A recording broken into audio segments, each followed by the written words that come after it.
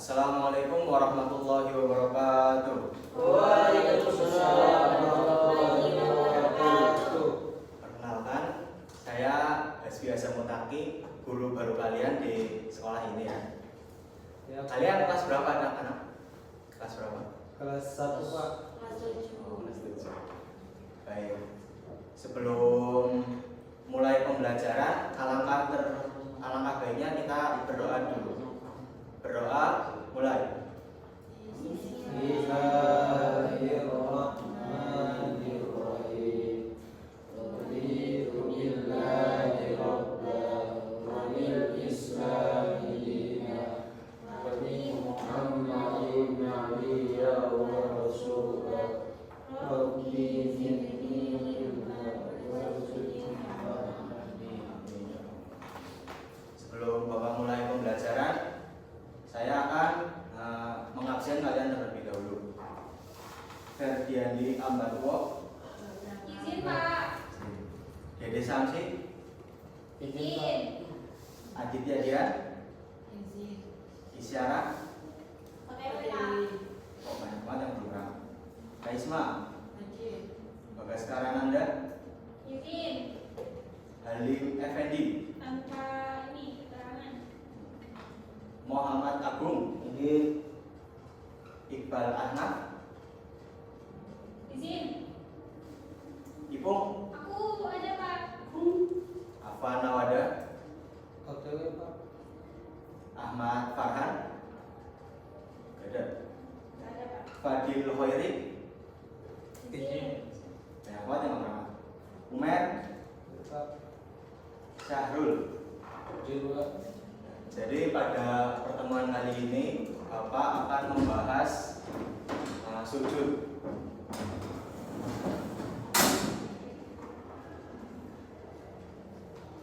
Jadi ini mind map pembelajaran yang akan kita lakukan. Pertama ada sujud sahwi, yang kedua tilawah, yang ketiga sujud syukur. Nanti akan Bapak jelaskan ketentuan dan dalil naklinya, serta tata cara dan praktiknya, serta apabila kita telah melaksanakan, apa sifat mulia yang timbul dari melaksanakan sujud kepada Allah Subhanahu wa Ta'ala. Pertama, apa itu sujud? Mas Umer coba jelaskan apa itu sujud. Sujud dalam Islam merupakan bentuk penambahan manusia kepada Allah SWT. Hanya kepada Allah lah manusia boleh bersujud. Nah, betul sekali.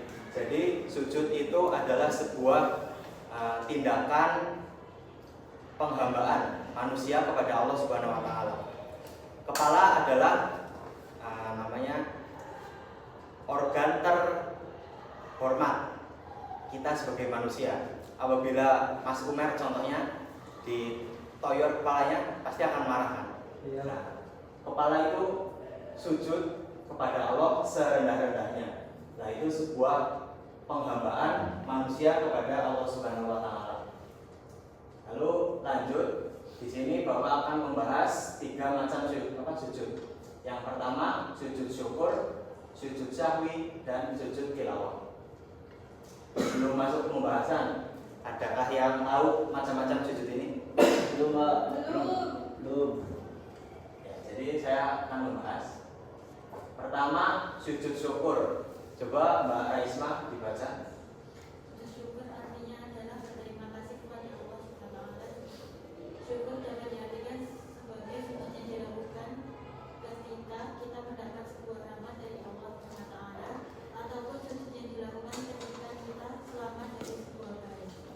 Jadi dapat kita ambil kesimpulan bahwa sujud syukur ini kita merupakan sebuah sujud yang dilakukan ketika kita mendapat rahmat dari Allah Subhanahu wa Ta'ala, ataupun selamat dari rahmatnya, selamat dari musibah yang telah kita timpa. Oh, contohnya seperti yang kita tahu, Mas Syahrul sering nonton sepak bola. Kok Saya enggak. Saya Pak. Kamu juga? Itu anaknya gila. Seperti yang kita tahu, Muhammad Salah, kenal Muhammad Salah? Kenal Pak. Itu setiap kali memasukkan sebuah gol pasti melakukan yang namanya sujud syukur. Sujud syukur itu merupakan sebuah bentuk terima kasih Muhammad Salah atas kesempatannya untuk mendapatkan sebuah gol. Itu merupakan sebuah contoh dari sujud syukur. Lalu Bapak akan masuk ke dalam tata cara sujud syukur. Coba Mbak Arak dibaca. Tata cara sujud syukur. 1. Berniat dalam hati untuk melaksanakan sujud syukur. 2. Bersuci atau wudhu dan pastikan dalam keadaan suci. 3. Menghadap kiblat. 4. Langsung sujud sekali dengan membaca doa sujud Subhana rabbiyal a'la wa bihamdi atau doa syukur lainnya. 5. Bangkit dari sujud setelah selesai doa. Sujud syukur hanya dilakukan 1 kali tanpa tambahan gerakan lainnya. Ya Pak. Bisa kalian cermati bahwa ini merupakan tata cara sujud syukur. Jadi contoh sebuah kasus, Mas Syahrul baru saja memperoleh gaji dari mengajarnya sebagai seorang guru. Lalu sikap Mas Syahrul secara spontan langsung niat, kan udah dapat harta, dia meniat untuk melakukan sujud syukur. Lalu bersuci, pastikan dalam hati niatnya suci. Lalu menghadap kiblat. Jadi sujud syukur ini dilakukan dengan menghadap kiblat. Lalu membaca doa sujud seperti dalam sholat, Subhana rabbiyal a'la wa bihamdi, atau doa sujud lainnya. Ada beberapa macam kriteria doa sujud, tapi Bapak akan menampilkan yang ini saja. Lalu setelah sujud selesai, bangkit dari sujud dan berdoa. Mungkin itu merupakan tata cara sujud syukur. Lalu hikmah dari sujud syukur, Mas Syahrul coba dibaca 3 saja.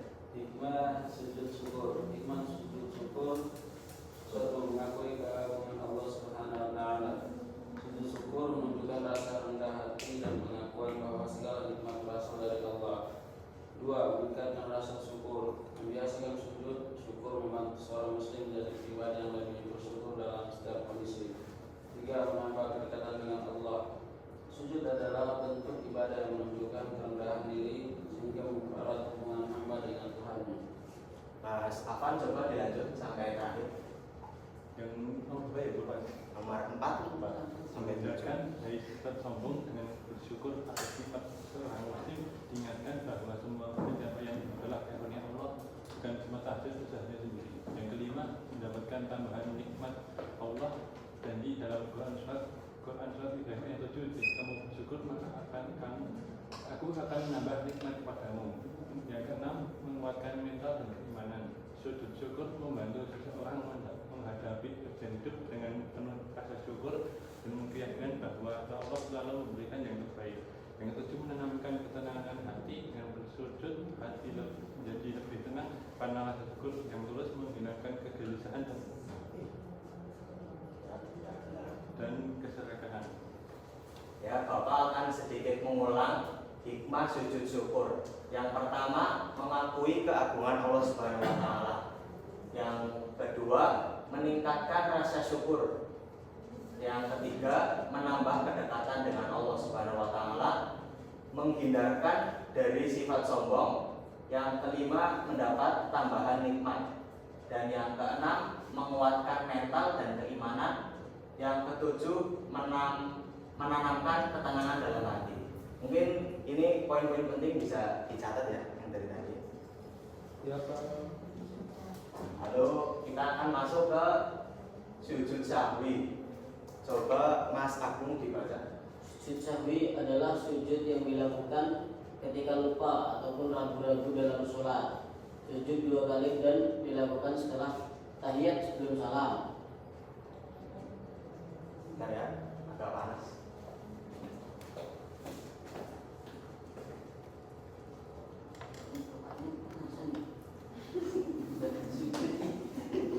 Ya, lanjut. Sujud sahwi merupakan sebuah sujud yang dilakukan ketika kita salah atau ragu-ragu dalam sebuah sholat. Sebab-sebab melakukan sujud sahwi. Coba Mas Umar dibaca lagi. Sebab melakukan sujud sahwi, yang pertama menambah rakaat sholat secara tidak sengaja. Yang kedua mengurangi rakaat sholat secara tidak sengaja. Yang ketiga lupa melakukan sunnah abad dalam sholat. Yang keempat ragu-ragu dalam jumlah rakaat. Yang kelima kesalahan dengan dalam sholat. Ya, jadi Bapak akan memoinkan pada poin 1, 2, dan 4. Jadi sujud sahwi ini dilakukan ketika kita salah dalam rakaat, baik itu kurang atau melebihi. Ini bukan ragu-ragu juga bisa menyebabkan sujud sahwi. Lalu kita lanjut tata cara sujud sahwi. Contoh sebuah kasus. Mungkin sebelumnya bisa dibaca lagi, Mbak Ibu. Tata cara sujud sahwi. Yang pertama, setelah tahiyat akhir dilanjutkan sujud pertama. Yang kedua, membaca doa sujud, yaitu subhanarabbiyal a'la. Yang ketiga, duduk di antara 2 sujud. Yang keempat, lakukan sujud kedua dengan bacaan yang sama. Yang kelima, kembali duduk dan membaca salam. Jika dilakukan sebelum salam atau langsung selesai jika dilakukan setelah salam. Jadi sebuah contoh, Mas Umar mau praktekin? Nah, contoh saja ya. Apabila kita sholat subuh, mungkin kita kan masih ngantuk waktu sholat subuh. Kita contoh ya, rukuk, gimana namanya? Waktu apa ini namanya? Duduk di antara 2 sujud, mau sujud lagi kita lupa atau ragu-ragu dalam hati. Itu sujud ke-1 atau sujud ke-2 atau udah lebih. Jadi kita lanjutkan saja yang kita yakinkan, lalu selesaikan sholat hingga salam. Lalu sebelum salam bisa membaca, bisa menambah sujud sahwi namanya, sesudah ataupun sebelum salam. Nah, bisa juga diganti, misalnya kita salah dalam jumlah rakaat, misalnya duhur 4 jadi 3 rakaat doang. Lalu sebelah kita contohnya jamaah ya, sebelah kita bicara, Mas tadi sujud Mas baru 3 doang, kita bisa berdiri lagi dan menambah 1 sujud. Berarti itu posisi ngobrol sama orang selesai terus. Ya, misalnya kan di sholat jamaah di sebelahnya lagi zikir, terus sebelahnya bilang, Mas kurang 1 rakaat. Nah, yang dikasih tahu ini langsung bangkit dari duduknya dan menambah jumlah sujud. Lalu hikmah melakukan sujud sahwi, Mas Umar coba. Hikmah melakukan sujud sahwi. Sujud sahwi memiliki beberapa hikmah penting dalam sholat. Yang pertama, sujud ini menjaga kesempurnaan sholat dengan memperbaiki kekurangan akibat lupa atau kesalahan kecil. Yang kedua, sujud sahwi dapat meningkatkan kekhusyuan dalam ibadah karena mengingat mengingatkan kita untuk lebih fokus saat sholat. Selain itu, sujud sahwi juga merupakan wujud tawadhu, mengakui kelemahan diri dan memohon ampun kepada Allah. Sujud ini juga menunjukkan ketaatan terhadap syariat dan dapat mendatangkan pahala tambahan bagi yang melaksanakannya. Ya, hikmah melakukan sujud sahwi ini sebagai bentuk kerendahan hatian kita bahwa kita sebagai seorang makhluk pasti lupa. Jadi dengan melakukan sujud sahwi kita dapat berendah hati dan Dapat pahala, Pak. Nah, dapat pahala. Lanjut ke sujud tilawah. Coba dibaca Mbak Risma. Sujud tilawah adalah sujud yang dilakukan setelah membaca atau mendengar ayat-ayat tertentu dalam Al-Quran yang mengandung perintah sujud. Ada 14 ayat dalam Al-Quran yang mengandung perintah sujud. Sujud tilawah bukanlah bagian dari sholat, namun ia adalah bentuk penghormatan kepada Allah atas tanda kebesarannya yang tercermin dalam ayat-ayat tersebut. Jadi sujud tilawah ini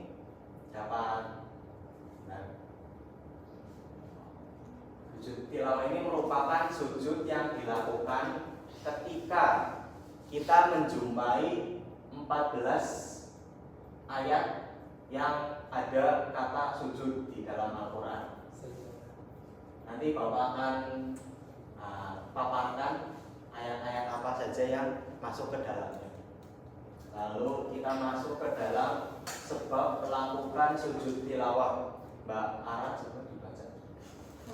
Mendengar atau membaca ayat sujud. Sujud tilawah dilakukan ketika seseorang membaca atau mendengar ayat-ayat dalam Al-Quran yang mengandung perintah sujud. Ayat-ayat ini disebut ayat sujud yang memerintahkan umat Islam untuk bersujud sebagai bentuk penghormatan dan pengakuan terhadap kebesaran Allah. Cukup. Seperti yang Bapak bilang tadi, sebab melakukan sujud tilawah adalah ketika kita mendengar atau membaca ayat sujud tilawah yang dilakukan ketika seorang membaca atau mendengar ayat-ayat dalam Al-Quran yang mengandung perintah sujud. Ayat ini disebut ayat-ayat sujud yang memerintahkan umat Islam untuk bersujud sebagai bentuk penghormatan dan pengakuan terhadap kebesaran Allah.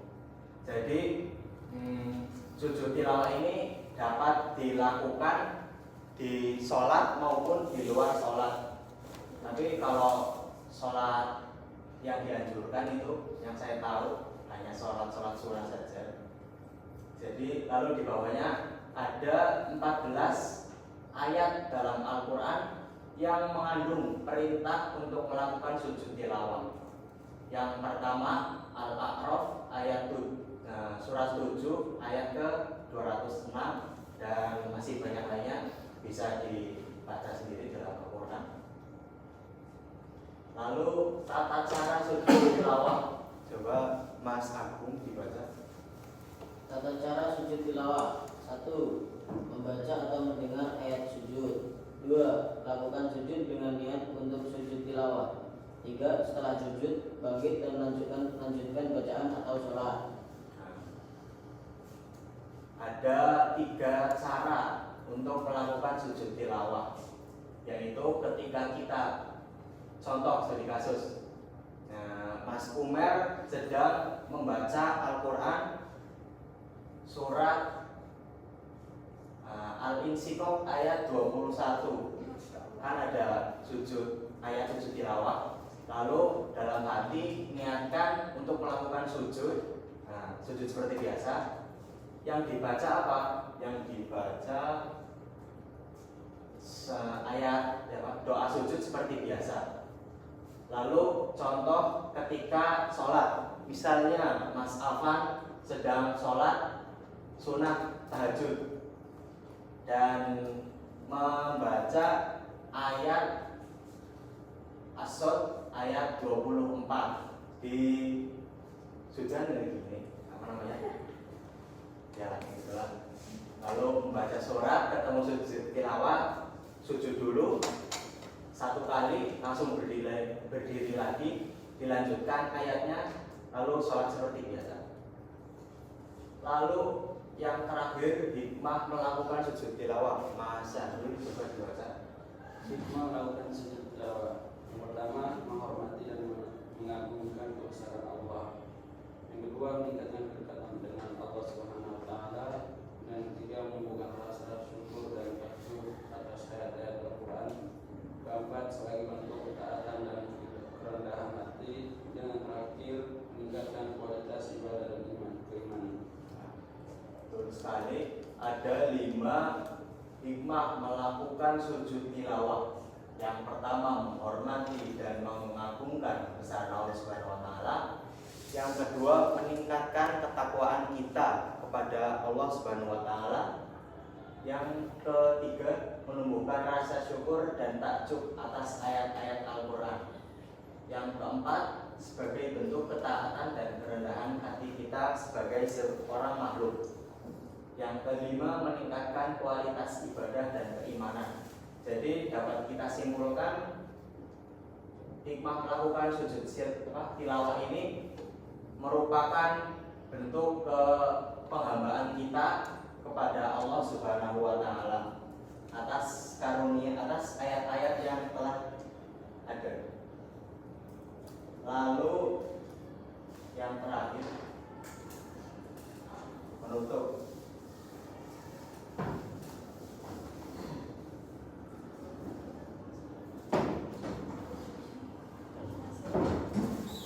Jadi anak-anak, pembelajaran kali ini mungkin telah selesai. Karena mepetnya waktu, pada pertemuan besok mungkin kita akan melakukan praktik.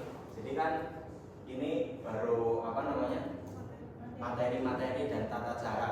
Pada pertemuan besok kita akan melakukan praktek ya.